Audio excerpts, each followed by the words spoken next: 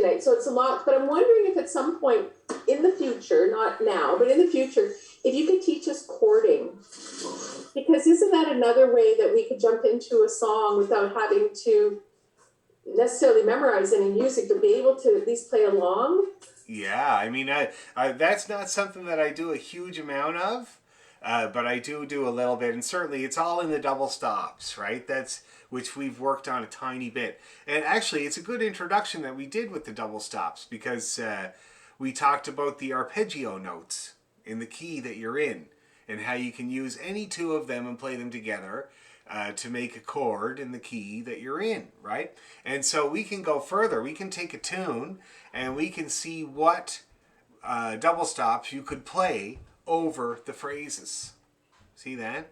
So kind of identify what key you're in, what two notes are going to sound good under this passage, what two notes are going to sound good over the, say, the middle phrase, you know, because it usually changes key in the middle phrase, and then you get a pattern going. The way that I do it is with songs, playing downtown with the guys downtown. That's how I back songs. I have collections of double stops. So Sunny Stream.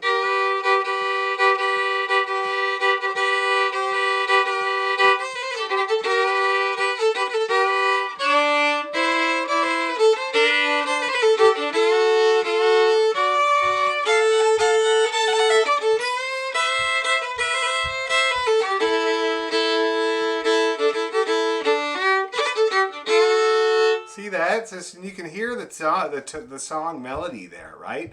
That's what I do. I came up with them years ago, and I keep going back to those, you know. And there's a million other ones, and I have sets of double stops that I do for that too. And it all has to do with those double stop arpeggio exercises that we were doing. So we'll do more of that, and we'll apply it to a tune. It's a great idea. Hey, yes, Claire, how you doing? Hi, I'm good. I have another question, which is kind of like a practice and technical type of question. Yeah. So one of the things that frustrates me the most when I'm playing on my own is notes that sound, what word did I use? Smudgy or soggy. Like notes that don't have a distinct beginning and end. Mm-hmm.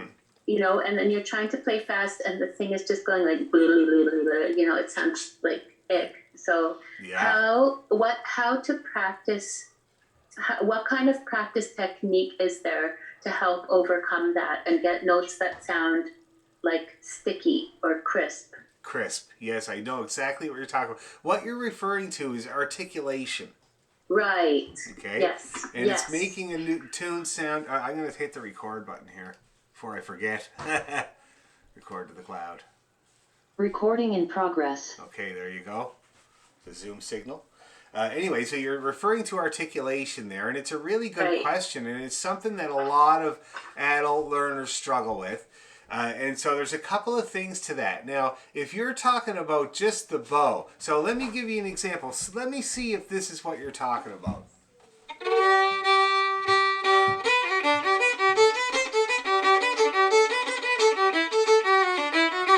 Is that kind of what you're talking about?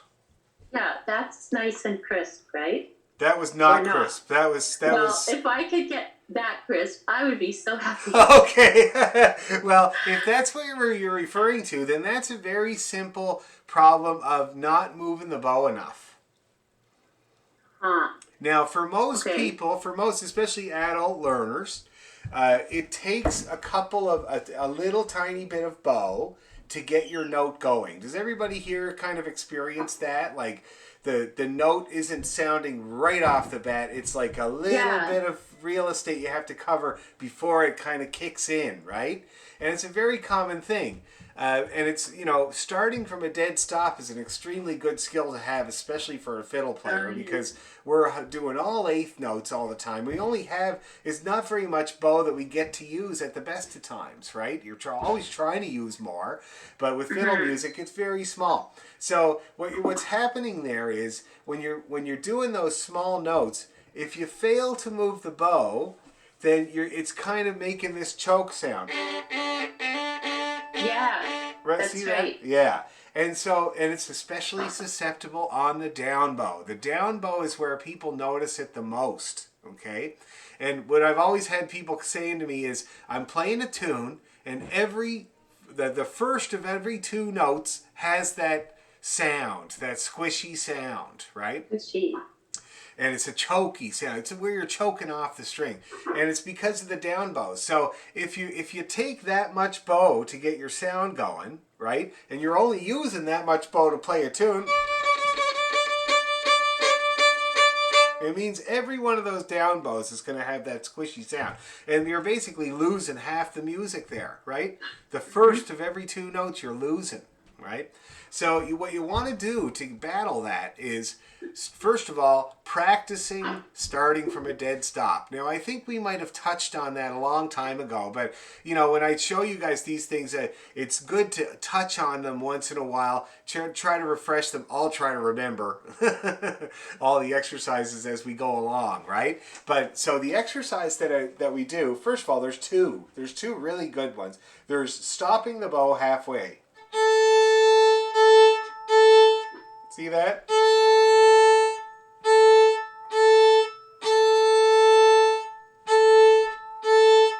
Okay, so that's down, up, up. Stopping your bow in the middle.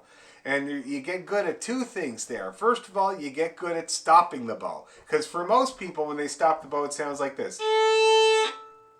Hear that? Hear those TTC breaks kick in there?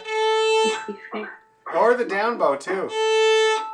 See that? And you want to avoid that. You want to, when you get to the end of the bow, you kind of relax your hand. See that? That's what you want. Okay? So that's the first thing that it improves, is stopping the bow cleanly. And the way that you battle that sound is, remember that your fingers are shock absorbers, like on a car. So if a car comes up to a stop sign and stops, it's built so that the cab is allowed to move forward a little bit, right?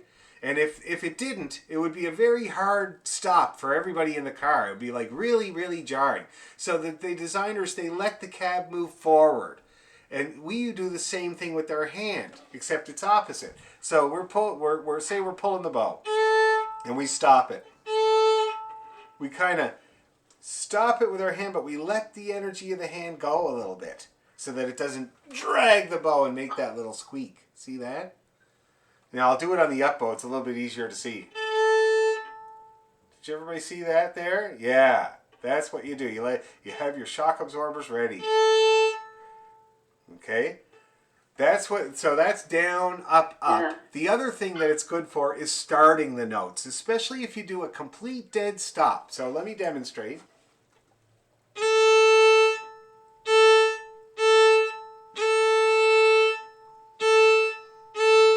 See that? Dead stop between the down bow, at the end of the down bow, the up, stop, clean down. See that? So then you get good at starting those notes clean. Okay? After you do that for a while, you just try upping the speed, see if it still sounds good, see if it's not affected, and you get to your shock absorbers, just like in a car, are affected by the speed, right? The more speed you have, the more they're going to kick in, and it's very important with your hand as well. The other really good thing to do to get nice, clean, small notes is the little circles in front of your nose. See that? Nice, clean little notes. Let me give you an example of some bad ones. You hear how that's twangy and scratchy and not giving me a nice note? It's like, because it's kind of glancing, and I'm not properly letting the bow bounce and touch that string and hitting it like a drum. So again, I'll show you the good ones.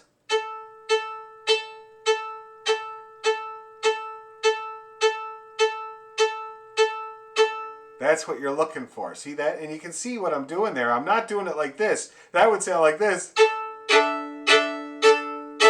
That you got no control with the big meat. I'm using just my hand as much as I can. Now my arm moves as a result, because it's a momentum, right?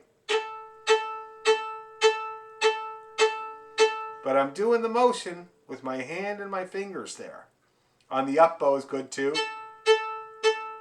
It's actually a little easier on the up bow.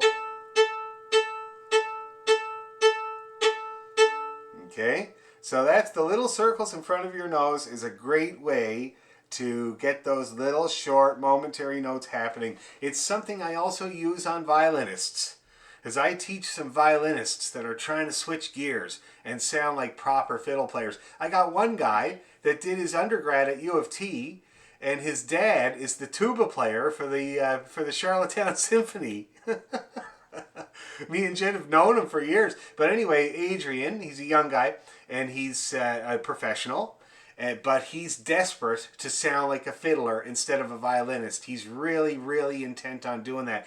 This exercise here is one of the first things I do with violinists that are trying to switch gears, because violinists have this way of putting a length on every note, even the eighth notes, and they put vibrato on it as well, you know? So when they play, I don't know, like, so when I play Drowsy May,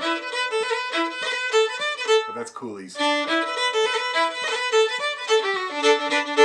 can hear the momentary nature of those notes. It's like I'm hitting a drum more than anything. A violinist would play it like this. And it's a dead giveaway. It's usually like for most of them, it's like the first dead giveaway, like you're a violinist, you know? And so one of the first things I do with violinists is get them to, I call it dropping the bow on the fiddle. And we're not working too good on my dad's fiddles. My dad's fiddle is not the most responsive. And the strings are brand new, so it's kind of, I got to work it in a little bit. There we go. And you're just dropping that, and then for some of them I get them to do it quite drastically.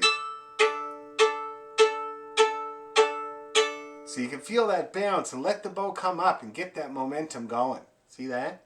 So those are the two ways that you can improve those short little notes that you're talking about and get them to sound less, as you put it. What did you put? How did you say it? Soggy. I said they were soggy, but also smudgy. Smudgy, that's right. Yeah, Smudgy. yeah. So that's going to help them get less smudgy. Now, one thing about that, though, with people that are getting along a little bit better, to battle that, I usually just say more bow. Try to use more of your bow, because then you make those little notes a little bit clearer, right? Yeah, can you do an example of that? Like of how if you did it using less bow Sure. and then do it the way you do it? So I'll use the coolies again.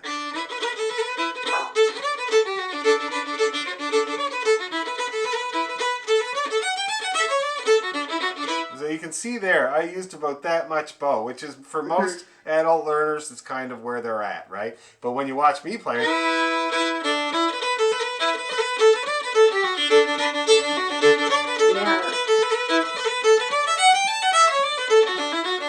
see that? And it's not much more bow, it's just a bit more. And it really comes from this turnaround. Now this is going deep. But it comes from this turnaround between down bow and up bow, eh? Trying to make it as smooth as possible. And the classical guys that I know, they're obsessed. They're trying to make it so that nobody can hear the turnaround. They call it the silent turnaround. Nobody's ever achieved it. They keep trying to do it and trying to do it. But really, that is where what you're talking about is the clean turnaround there. And the guys up at National Music Camp are always amazed at me because my friend Corey Gemmel says, all you do is turn around. Because it's kind of like, you know, like that, right? So that's where the rub is, you know. It's good to keep that in mind while you're practicing, because it really is just the slow kind of sped up. Like you still have to do all the motions. That's it, you know. All those motions that you do on the big scale with the whip arm, when you're using just your hand to play, you got to do those, but now it's your fingers doing it. You know, I call this my first bow hand, or my first bow arm, and this is my secondary bow arm. Most of it is just these fingers in the hand, you know, doing all that stuff, all that whip work. So anyway, that's the long answer there, Claire.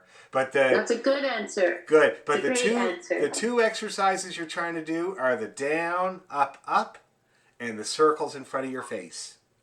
Okay? Then when you want to apply it to a tune, you just try to use a little more bow. And you should get some results. Right. Okay.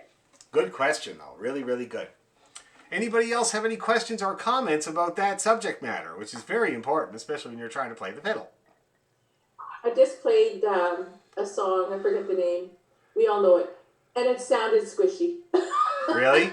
Yeah. And that's exactly what you described is exactly how it happens for me as well. And Yeah. I just thought it was just practice until you get to know the notes. You I don't know, my know. dad used to say that he used to say, I don't know why they say practice makes perfect. Perfect practice makes perfect, you know? And what it is the problem for most adults is that you don't know how to get past that last level. So you're just practicing, but what are you practicing, right? You need to kind of boil it down. And I gotta say, a lot of my fiddle teacher colleagues, they do not do this. They just teach tunes, tunes, tunes, tunes. But, you know, I rack my brain to try to figure out what's going on with people to get over that hump to playing the tune. And that is something I've noticed quite a lot of. And that's why those exercises I'm talking about help so much. But actually, to me, I remember when I first started out with you, Mm-hmm. you know, like practicing scales that way with this, like with those, you know, those movements. Yes. So that because if you can do it on a scale, so then you can actually do it perfect because you're not thinking about the notes or anything. You Let's just do this. Let's try this. You know what I mean? Let's try playing our G major scale, but we're going to do that bowing pattern for each note. It's going to sound like cool. this.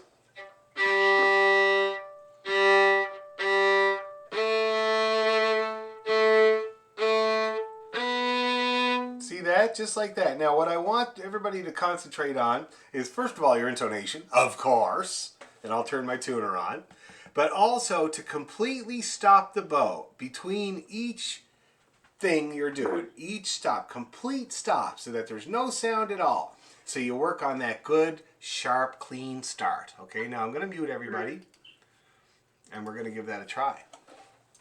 Okay, here we go. G major with the stopping the bow. Ready, and...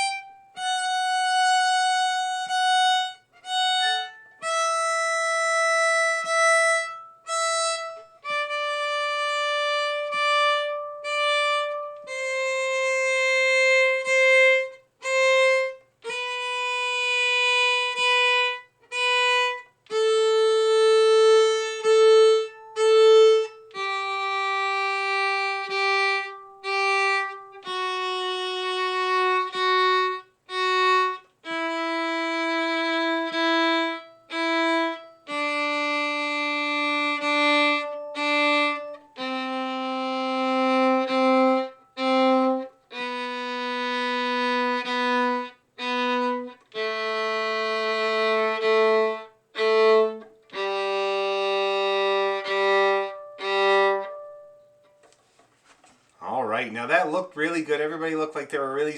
Isn't it hard to keep up the stopping? You know, you do good for the first 4 or 5 notes, and then you just kind of like blend it all together. So that's why it's, you know, it's really important to try to do that stop for everything. You will have more control over the bow by the time you're finished. Another exercise I forgot to mention. Also, a lot of what Claire's talking about is bowing with just your hand, right? Which is a lot harder than bowing with your arm. So one thing that I remember from Suzuki is a little exercise called hand, hand, hand, hand, arm, arm. It's a very creative name, I know.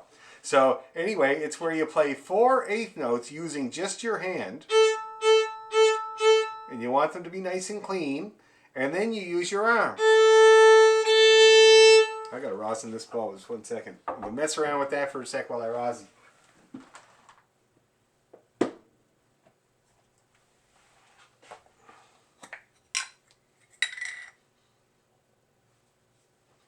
Nothing like brand new rosin. Well, it's been worked in, which is good. Very annoying to work in new rosin. There we go.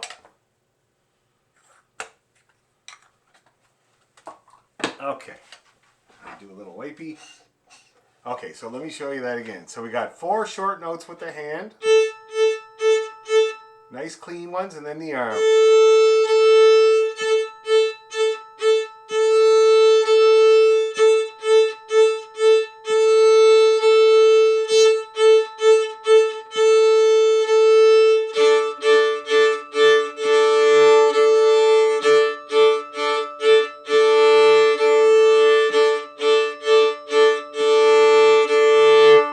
See that? And that really gets you good at the hand business. And you know, for fiddle players, like, yeah, we use the hand all the time, but we use the arm too, right? The arm is the big gun for the quarter notes or for the dotted quarter notes. So that exercise with the combo, I find, is really, really good.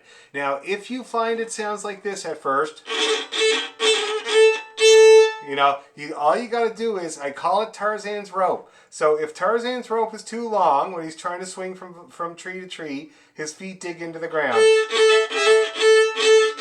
If his rope is too short, wispy. See that? So you just got to adjust. You get the motion, but then you just adjust until you get the right touch. And again, very personal thing. Your touch is your thing, right? That's why he had a touch, he had a touch, he had a touch. So you get that height, Tarzan's rope. If you get that the right length, you can rely on it. You don't have to think about it. You just move that hand, and 8 out of 10 notes are going to come out good. You see what I mean? Anyway, it's a little bit more advanced, but I think some of you guys would get along very well with that. Now let's try the scale one more time with this bowing. A little faster this time. Going to be a little more challenging. Okay, here we go. Ready, 2, 3, and...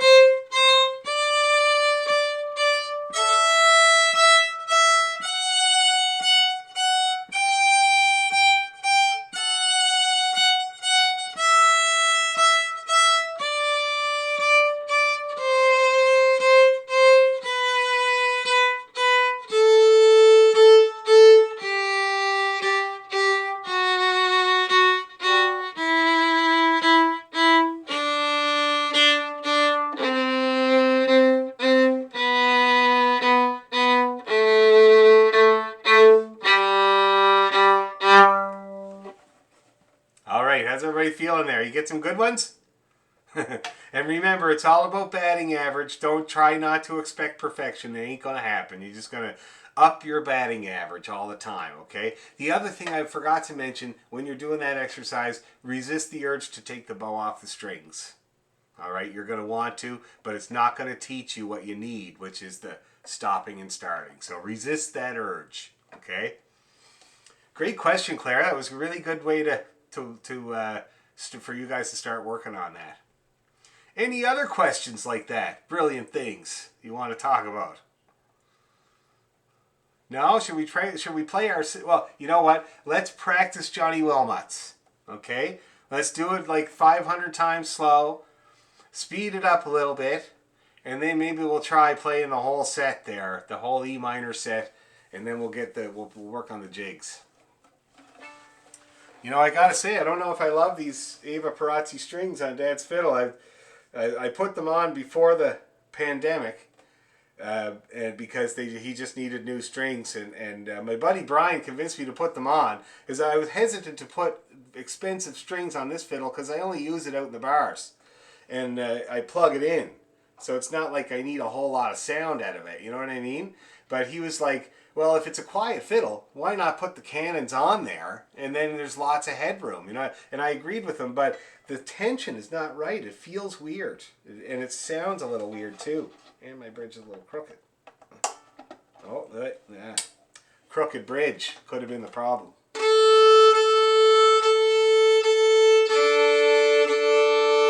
that's better.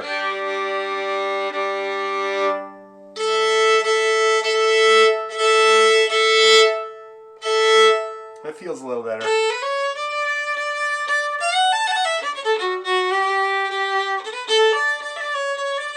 Okay, Johnny Womack's fiddle.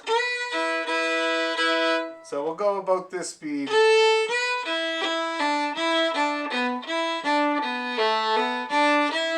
Is that going to work out, that speed?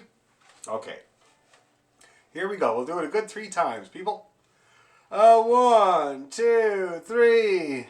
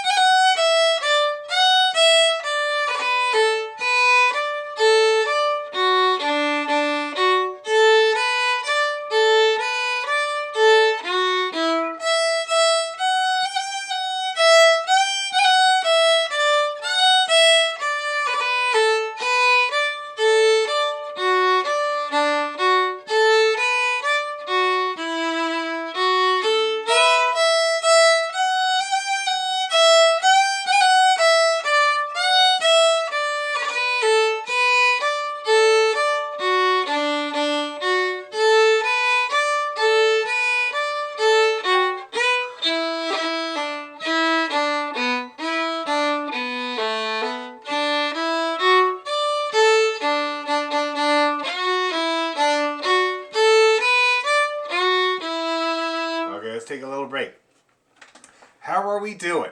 Yes. So I was getting myself lost. I feel like sometimes that first go around you do it like 3 times sometimes, but I think it's me. But anyways, so when you get to the end of the first phrase, Yes. you're adding some other notes. So that's the pickup notes, and I was like, I remember talking about it on the video there, but what it is let me see what I play there. So it's an F, and then the A that you see as the pickup note there. That's what I play. See that? So.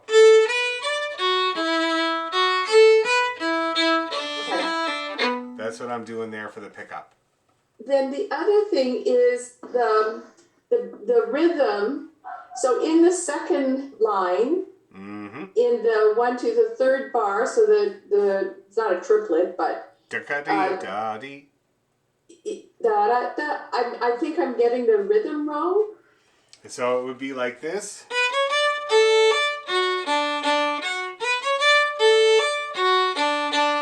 That's how that goes. Da da da. Okay, I got it. Yeah. Da da da da da da. So the two is da da da da da.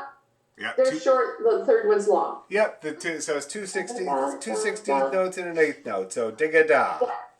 Dig-a-da. Dig-a-da. I like that phrasing. Dig-a-da. Yeah. I call them dig-a-das. They're actually called cuts, but anyway. Claire, you looked perplexed.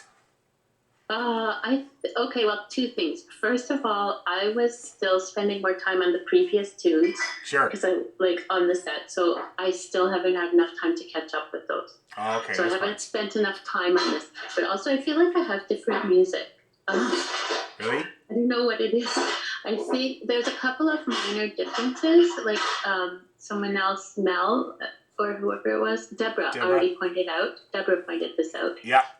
But also I think I wasn't doing the second repeat correctly because it's a long repeat. It like goes all the way back to the beginning of the second line. You're correct. And Right? also, Yeah. I don't know if I mentioned, but did everybody notice that the way they've written it out isn't entirely correct? Yes. The first part is only 4 bars long. You got to do that whole thing 2 times. See that? Yeah, 2 times. The whole thing with the first ending and second ending. It's just the way they wrote it out. It is a competitive or a repetitive tune for sure. But yeah, so that by the time you finish the A part, you've played that whole first line 1, 2, 3, 4 times. Okay, so you mean this is what you mean. Let's see if we can get this right. Yeah. We're talking about only the first line. That's so correct. The first line goes through to the first ending. Mm-hmm. Then you repeat it with the second ending. Mm-hmm. Then you do that whole thing over again. Correct. Yes. Okay. Yes, thank you. Okay, yes. That's great. Yeah, it's it. Yes. I don't know why they wrote it out that way, except that it is repetitive. But they didn't. They made note. Whoever volunteer that did it on the session.org. Didn't indicate that you're supposed to do that twice. Now, if you look at the second part is obviously an 8-bar part, a regular length B part. Right. See that? And so that would tip you off. So if you ever see that, then that's what's going on there. All right? Okay. Yeah. Because if you played the first part just the way it's written, it would be kind of a not long enough tune. Right. Okay. Anyway, I was not reading it there when we were practicing it, so I did miss those little. I've just played it like this, kind of a simplified way. So let's do it again and slower, and I'll make sure I do it exactly like it's written. Yes, Mel.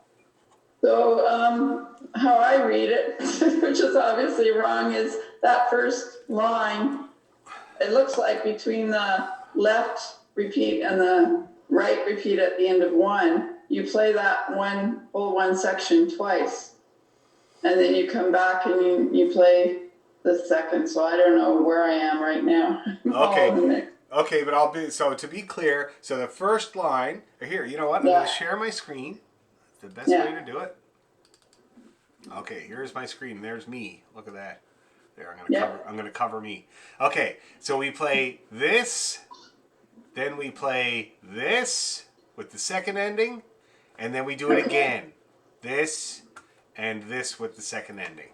Okay. And then move on to the B part. Yeah, I got the B okay. It's just the A's throwing me. Yeah, so that's why. It's weird. I should have mentioned it. Okay, so shall we try it again and I'll be very diligent and play exactly the way this nice whoever he was or her was wrote it out for the session.org. Session volunteers. Okay. Here we go. Now I'll go slower as well. 1, 2, 3.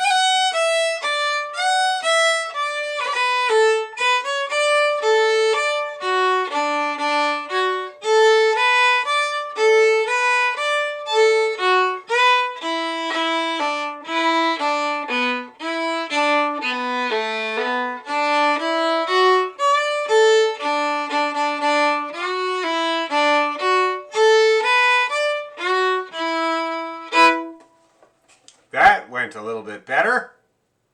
Yes. Could you practice with us a little bit the ending? Like that, I'm not getting that little ending you're putting in, and so I'm behind a beat. I'm trying to figure out, I'm trying to hit the F. But all of a Okay. sudden, So this here, you mean?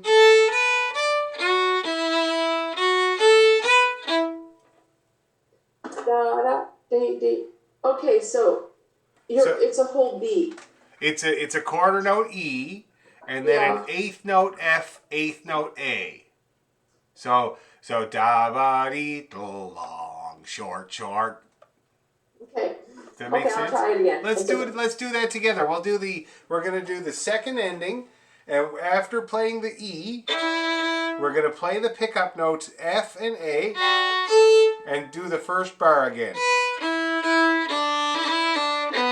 Okay, we'll do that. So we're doing the second ending into the first bar again using the pickup notes. 1, 2, 3, go. F, A, B. Let's do it again. So A, B, D, F, E, F, A, top of the tune. That's how it's going to work. If you wanted to notate it in, right? If you wanted to notate it in, just get rid of that dot and put an F there, an F eighth note. And there's already an A eighth note at the very top. So we'll leave that there. Okay? That might help. So an E eighth note, an E quarter note, an F eighth note, and an A eighth note. What bar are we on? Second ending of the first part. I will show you. I have completely different notes there. Okay. What do you have? You have what I sent you, right, Claire? Looks like this.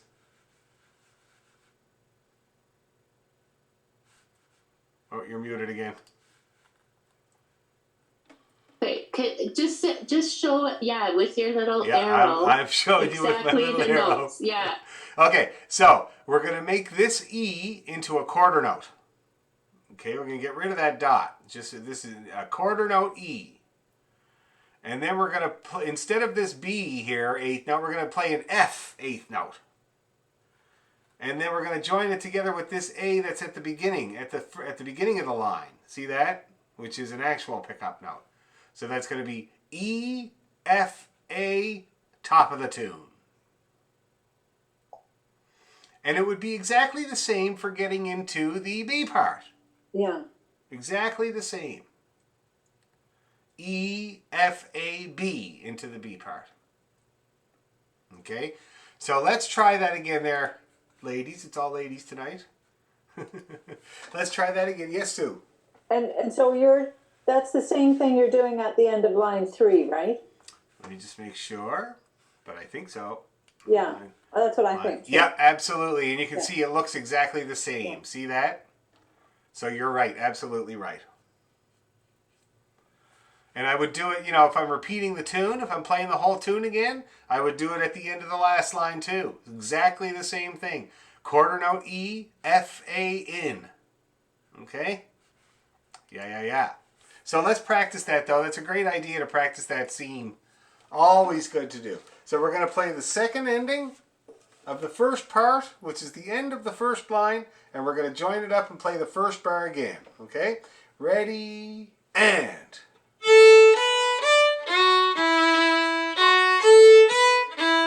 Yeah! Let's do it again. Same thing. Ready, and...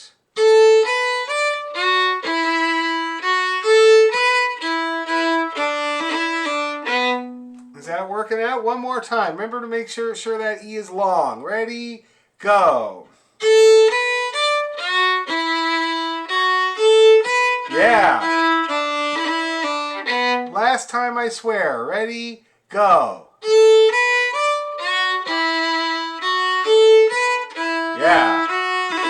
Yeah, that's looking like it's working out good. And it serves as a good pickup. I think it's a really good pickup. Okay, there's more, but that's a good one. Okay, shall we take the grinder to it yet again? I think we should. Let's do it again. Good couple of times.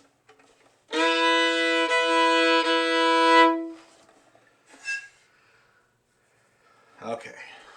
A 1, 2, 3, F.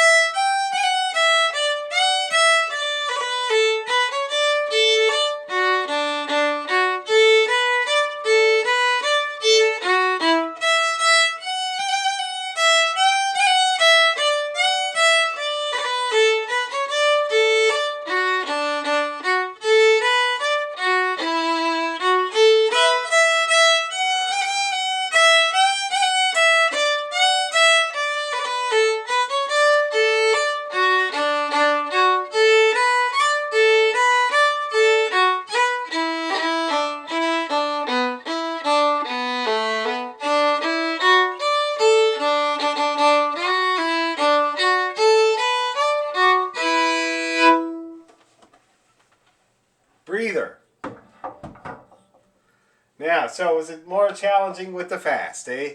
Who had trouble when we went fast? A few I people? just had trouble with going to the next part. I kept losing my spot. Oh yeah. You know what my prescription for that is, because you're not the only one that has problems with that, is, well, yes, but also skip the pickup notes altogether. And hope to get them in once a couple times. You know what I mean? Because the big problem with that is just a little bit of confusion with joining up, and it's way better to start on beat one nice and clean.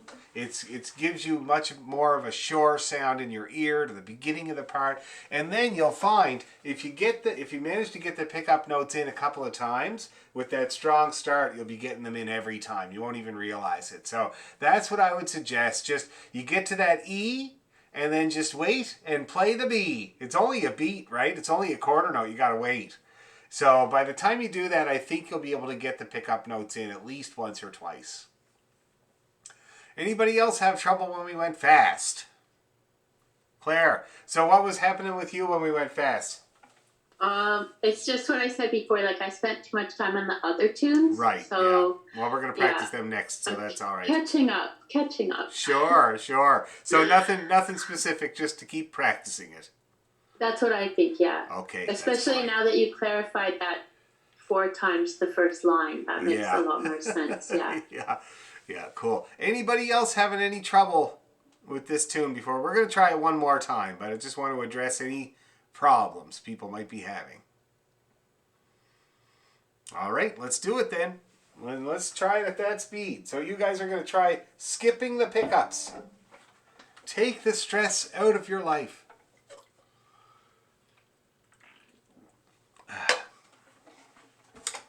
Oh, wrong fiddle. All right, there we go. Here we go. 1, 2, 3.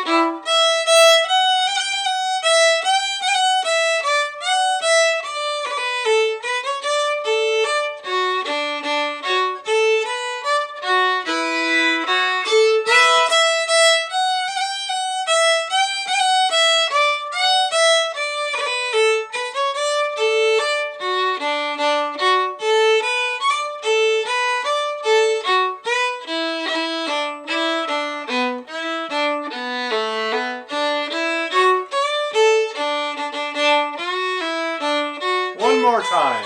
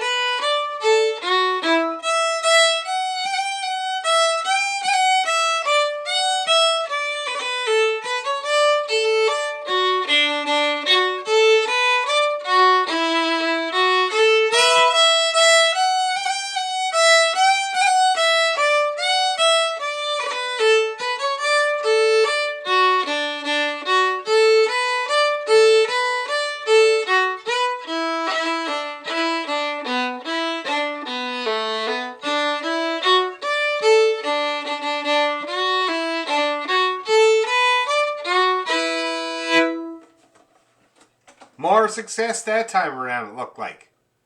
Did that help with the skip and the pickup notes? I still wanted to play them. Well, yeah, and you're going to want to. I just mean, you know, if you just make it a goal to do a couple, you're going to have more success. So can I just ask, so at the end of the first phrase, again, you said you go from, it's on an F, Mm-hmm. and then, so it finishes on an F, but you add another F? No, an A. You add, an A, I did put an A. Yeah. And then you're forgetting, you're not touching the pickup at the beginning anyways, because it's on the other side. Well, you can't, like, originally I said add Okay. the F and use the A, but if you added the F at the end, then yes, you're correct. You would just forget about that A at the beginning altogether. Okay, so that's what's happening there. And then when you get to, so that one's the same, the F, and then go right into the next note on the second. Yeah. The second. Oh, so then that must mean that in line 2, to go back up, you play the second ending and then you're done. But if you were to go back up and begin it again, then it would go E to F. Yep. A? Yep, absolutely. You got it. Okay. Yep. Okay, I have to visually see it and write it down, all right? Sure, it's all right, man. Your dog was coming in the shot there while you were talking. So at one point, or something. At one point, there was like a whole paw right over the whole camera. Not mine. Yeah, I think, or something. There was something that went over your camera for a second there. Oh, it was probably a fly. There's a fly flying around. Oh! The dogs are jumping at it. The dogs are trying to catch the fly, which is funny because they're so little. Yeah. Yeah. The fly in the shot. That's great. There's a few good fly in the tunes, eh? There's fly in the beer. That's a good one. There's fly in the buttermilk. There's fly in the ointment. These are all tunes that I heard of long ago. The fly in the buttermilk, that's a bluegrass tune. There was an old lady who swallowed a fly. Yeah. Yeah, there's that one. Anyway, okay. So now let's practice the rest of the set. All right? And we might see if we can play Johnny Walnuts at the end. I'll see how your arms look, see if you're flagging.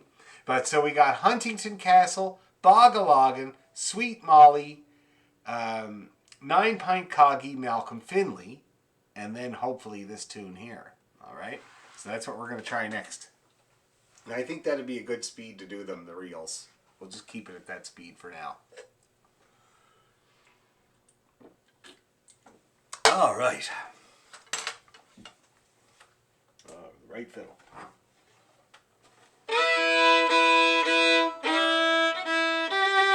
Oh, this is great. Okay. Okay, so I'll try to keep the tempos nice and easy, and let's see what happens. All right, Huntington Castle. Ready and.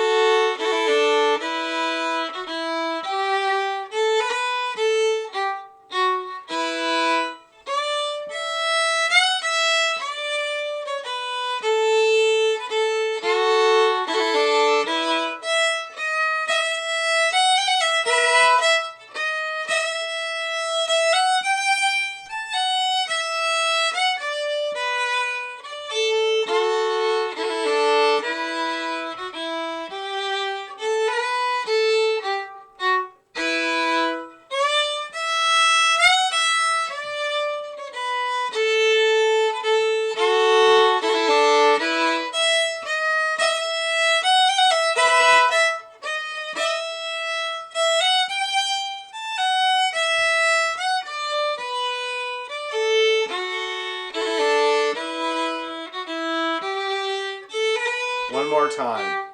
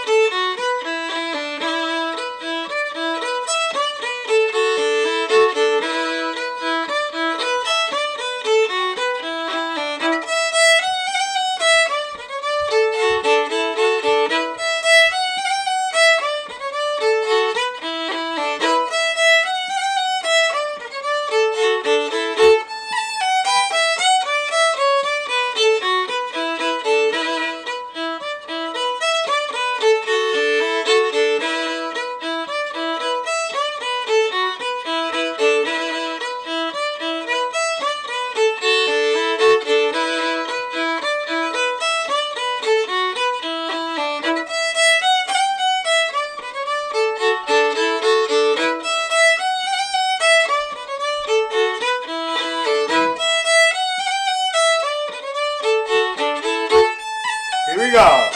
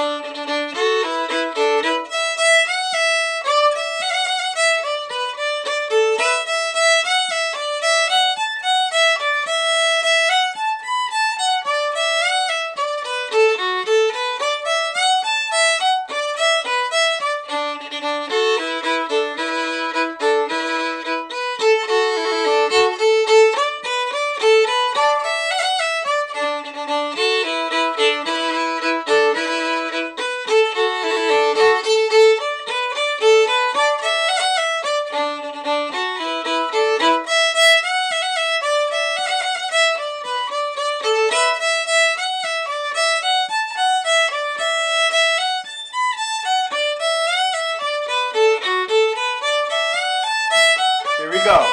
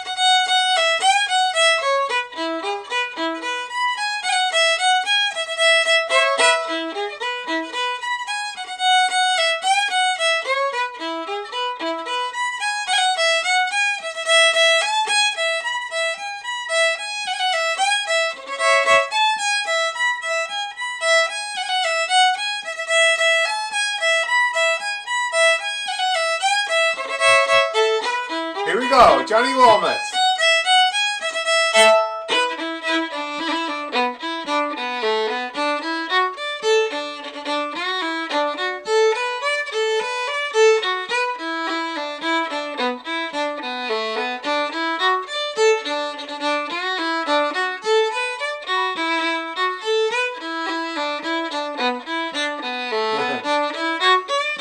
It's a clip.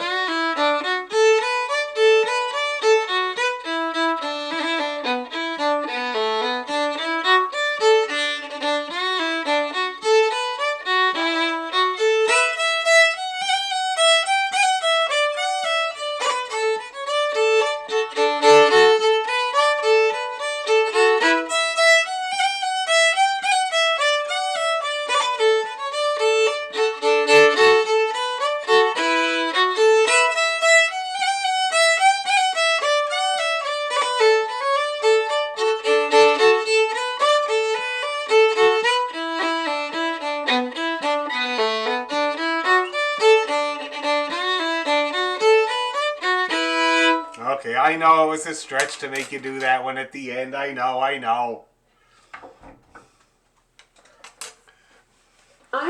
think I'm gonna have to leave. I'm so tired I can't concentrate. It's the flies. It's the flies. They're terrorizing you. I can see. You got your fly swatter out halfway through the set there.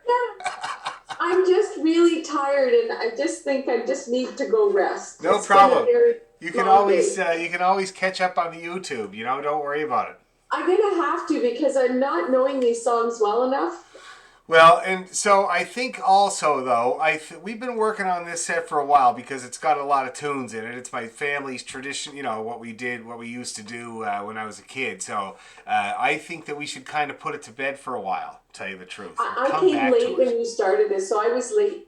I never started it at the beginning. I Right. came at the end. Yeah. So, but I'm just not having the greatest day. So I'm going to say goodnight to everybody. All right, that's fine. Good, Deborah. Good night, and thanks for your help with the orchestra too, eh? Oh no, my pleasure. Okay, Really good night, appreciate everyone. it. See ya. I'm going pedodo. Yeah, right on. Anyway, so yeah, I think we'll put that set to bed for a while. So I'll let you guys practice those tunes. They're all on YouTube. You can practice along with them as much as you want there, and we'll come back to it. We'll circle back, as the kids say these days, and we'll get that set a little bit faster because we have a lot of tunes there at about 60.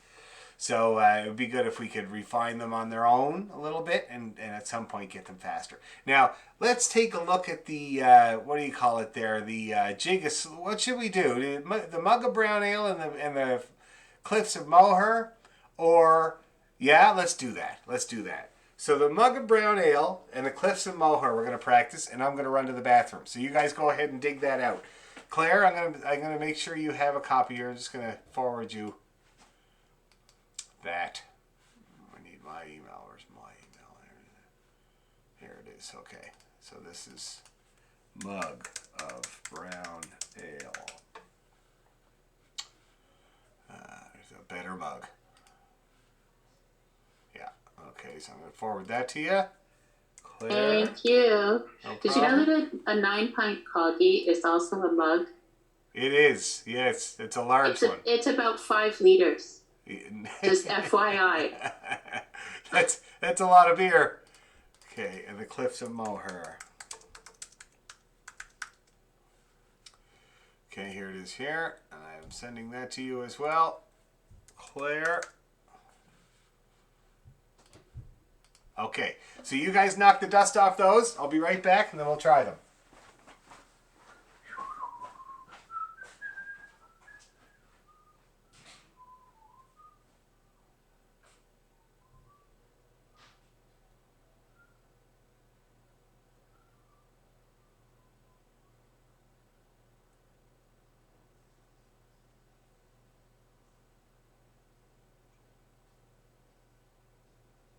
So, Kaleda, are you classically trained?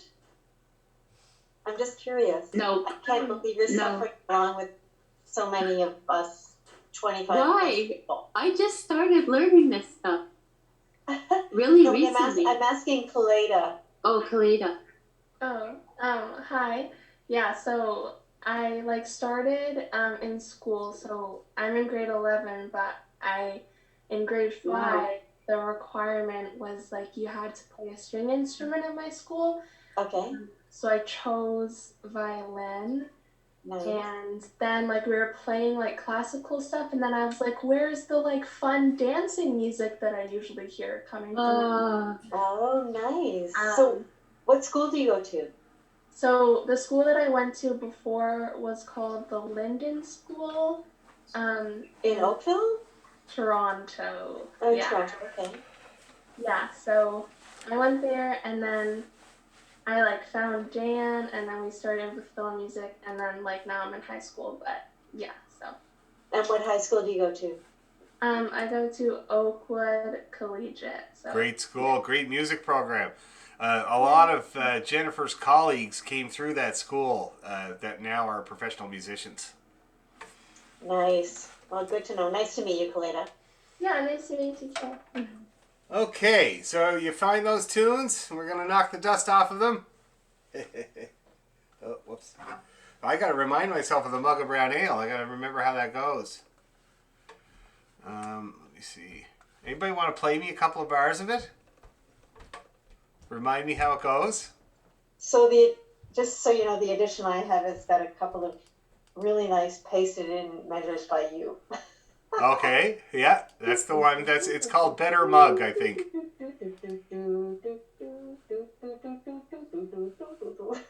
Yep. You'll see it. Okay, go for it. Why don't you just play me a little bit of the first part there, so it remind me how it goes. No, thank you. Any other volunteers? Oh, come on. Okay, I'll check it out here. I don't want to freak anybody out, and plus I also have to send the music to Claire. There we go. Is it? Let me see here. Mug.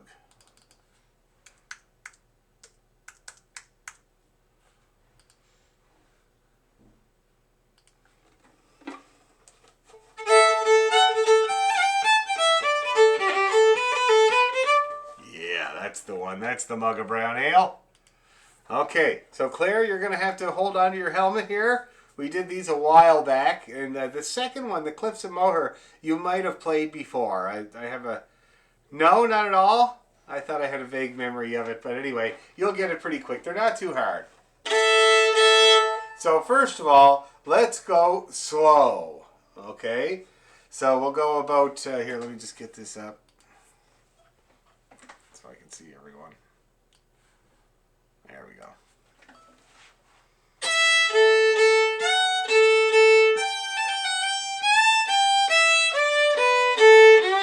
Let's go about that speed, okay? Here we go. A 1, 2, go.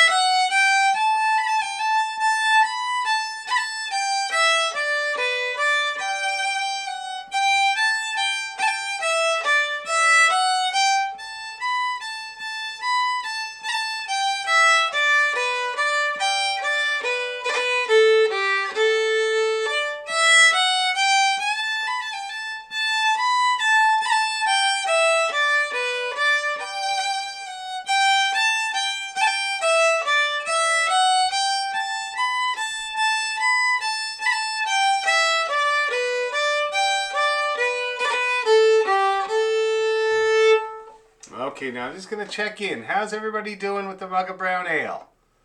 Not too bad? Knocking the dust off it all right? That's good. Claire, you're starting to get a little bit of it there? Yeah, very repetitive. I think you'll be able to get it. The squiggle over the notes means do a roll if you are able. If you're not able to do the roll, you just play a long note. It's the best thing to do. Hold it out for the right length, okay? Any questions before we try to get a little faster? No? Let's do it. Little tiny bit.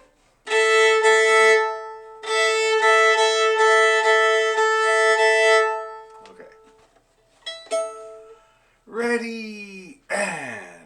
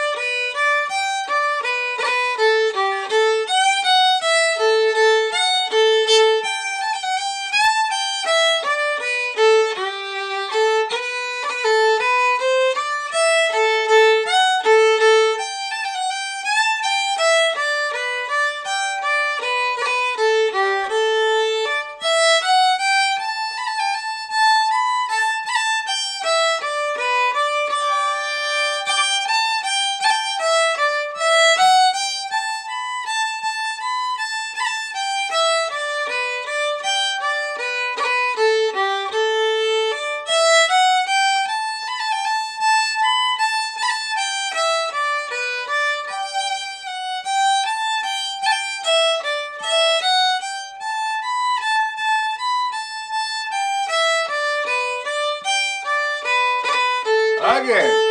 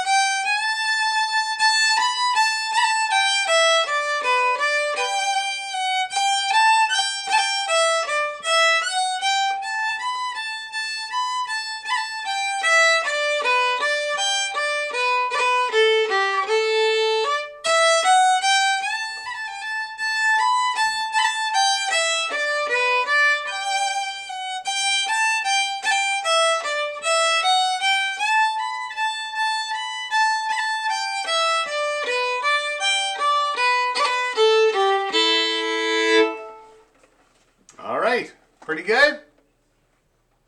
Okay, cool. I'm sure you'll get this one, Claire. It won't take you too long. It's just a few more times of reading it, and you got my videos on YouTube of it as well. Now, the Cliffs of Moher.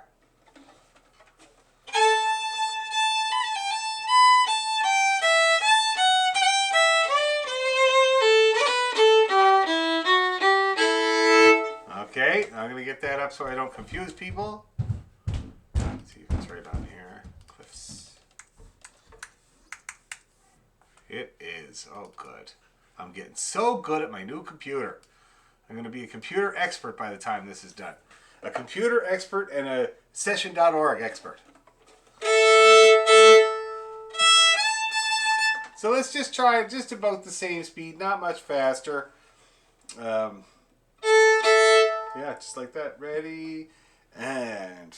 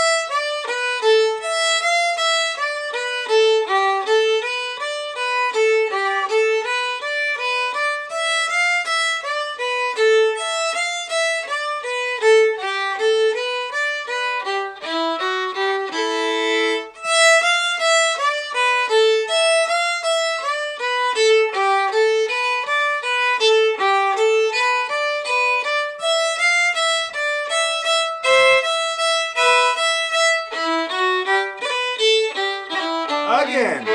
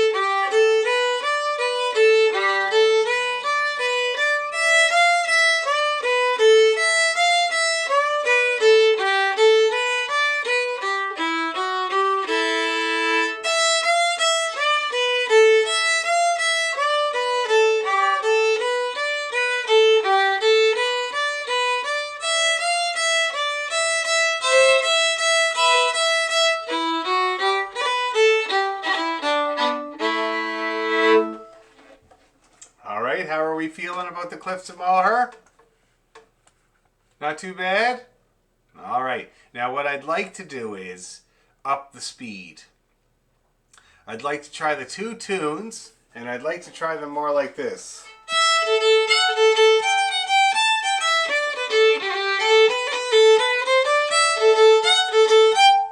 Okay, we're going to do them 2 times each. I am not going to let up. All right? So that means for you guys, what I want to see is if you have a stumble, if you have a stagger, as they put it in Ireland, just let it happen and try to jump back in at the next beginning of the phrase, whatever that phrase might be.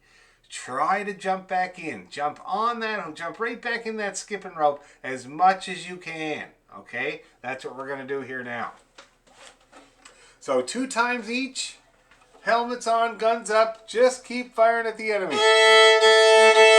Here we go. Ready, 2, 3, and...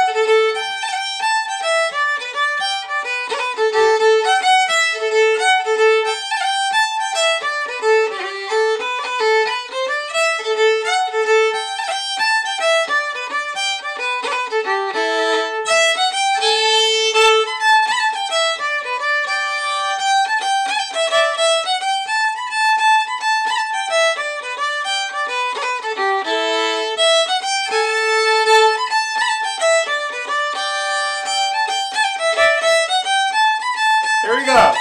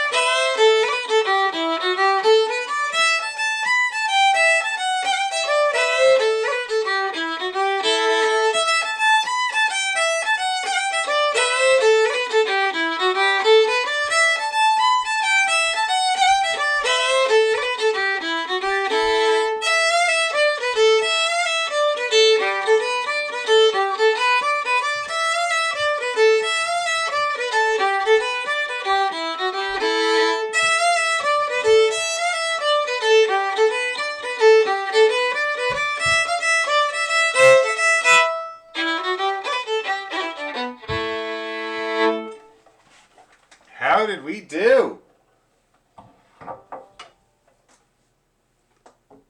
Anyone? Pretty good? Any staggers? Anybody have any staggers? All I can say is I think it's for me, I just want to memorize the music. So you find you're getting caught up in reading? Oh, it's impossible to read at that speed. Yeah. But I shouldn't say it's impossible, but it's so fast. Like it's just better to memorize it. Yeah. Now you know that's for me. Oh yeah, no, you're right, Elizabeth. Absolutely. And I have some students where it's an interesting phenomena I've noticed with adult learners who knew how to read music before. This is mostly what who already knew how to read music, and they're playing this music, and they're playing, like maybe not up to speed, but approaching speed, and they get through a passage, and they play it fine, but then they realize they haven't read it.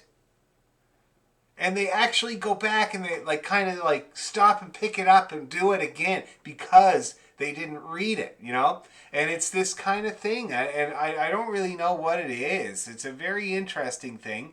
But certainly, if you can get away from the music, it definitely helps. It increases your speed. And now when you say memorize, now memorization is what you do with a poem, right? Or an essay that you have to recite or something like that. Whereas I like to think of learning these tunes as understanding them more than anything, right? So it's a little different than memorizing it. It's like you're getting it so that the Cliffs of Moher couldn't be any other way, It does this da da dee dee dee da dee dee, and then the middle section da da dee da da, and then the way it goes back to the first phrase again and the ending. And it's like after you get it a certain way, your mind thinks to itself, it couldn't be any other way. Of course, it's like remembering a joke. Like there's only one way it could really work, so it's a little different than memorizing. Now you're kind of understanding. It's more like a language. And languages come back easier, right? They come back quicker. So to try to think of it like that. Try to understand these phrases, why they go together, and you'll never ever forget again. And I often think of it as imitation. I shamelessly I try to imitate what you're doing. It's a imitation game. Well, I mean, it is, absolutely. And when I was here in Toronto trying to learn Irish desperately in the early 2000s, that's exactly what I was doing too. It's a very, very big part of it. But what I suggest is that, the thing is when you learn a tune by ear with no music at all, right, you have no choice but to understand it. And that's why when you learn a tune by ear with no music at all, you never actually forget that tune. It could 10 years could go by. Somebody plays a couple of bars of it, and it snaps into your head. It's like, oh yeah, And it's only because when you do sit down and learn a tune by ear, you have gone through and understood it, whether you wanted to or not. You understand how the phrases go together, how it works on the bow. Your hand learns it. See that? And that's it, man. It's in there forever. It's never, ever going to go away. With the music, it takes a lot more time. It takes thousands of playings before it actually works its way into my head. For instance, there was a band that I played with briefly called Scantily Plaid, and I'm sure that you can figure out now why I played with them briefly. They're very nice people out in Hamilton, and so when I first joined the band, they had these two tunes that the previous fiddle player, Steve Fuller, had played with them, and they were French. They were really nice. I can't remember the names of them now, and I wouldn't be able to pick them up and play them now because they had the music. And, I wanted to impress them, so I threw the music up on the stand and was playing it at full speed, and they were like, wow, that's great, you didn't even know the tune. And that was fine and everything. That meant that I had to bring the sheet music to every gig we did because I had to, it just wouldn't, I didn't learn them by ear, so I had to read them. And I played them, probably 200 times, and I still can't call them up. See, it takes so much more time when you do it that way. But if I had sat down with somebody and learned the two tunes, I wouldn't need the music. See what I mean? So that's kind of the thing. So the next time we learn a tune, for you, Elizabeth, and everybody else who feels the same way, let's not even look at the music. Okay? Let's do it the old-fashioned way. And let's see if that actually sticks and it actually works. I have a feeling it will. Okay? That sounds great. That sounds like really fun experiment. I think it'll be really fun. Now the thing is, and I think it'll be great for everybody. The thing is about the music is that we have books. We have books that are hundreds of years old, right? We've been using the music in our tradition and our culture for a long time, but only as a reference, like the dictionary.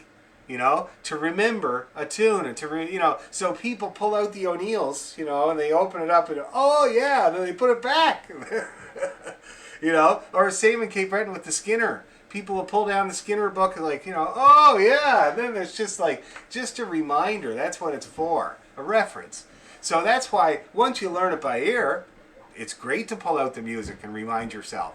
I often do that because sometimes I learned a tune by ear, say at the session at full speed, and I think I have it 100%, but I don't quite. Because, you know, they're going by at full speed, right? So then I find the music. My friend Kim used to be great at writing out the tunes that we were working on. I have a stack of them that he wrote out. And they're just to clarify the little bits and pieces, to make sure you got it 100%. But it's always after the fact, eh? Always. Okay? So we'll do that. Next tune we learn, we will do it completely without the music. Naked, as it were. Okay? Now, I should say next week, North Atlantic Drift is having their session at Dorokios. So, first of all, anybody that wants to come, please come. It's a really great pub, and the food is good. It comes from Alan's next door. The lady who owns the place is a Newfoundlander, Jane Noonan. I can't believe she kept the doors open this whole time. She's an amazing woman. So feel free to come down. She can have 50 people in the place. You don't have to bubble at a table. And so, you know, just feel free. I think it'd be really fun. But that means that next week's class will be a video, okay? Because the session is at 7, and so I'll make a video ahead of time for you guys to work with. But if you want to come to the session, please do. It'd be really, really great to see you. And it'd be a good trial by fire if you wanted to try to play any of this stuff up to speed. And I always make sure I include the stuff that we've been learning, because last time we had a session, 2 of my students showed up, and they were able to hang in with like quite a few tunes, and I made sure I tried to remember the ones that we learned, you know, and we always learn common session tunes anyway. That's the whole point. So anyway, so that's just an announcement about next week. Next week will be a video. All right. Anyway, that was a great class, guys. Very good workout. Yes. Thank you very much. And we Thank won't you. see you next week, but we'll definitely see you the week after. Okay, thanks. Bye-bye.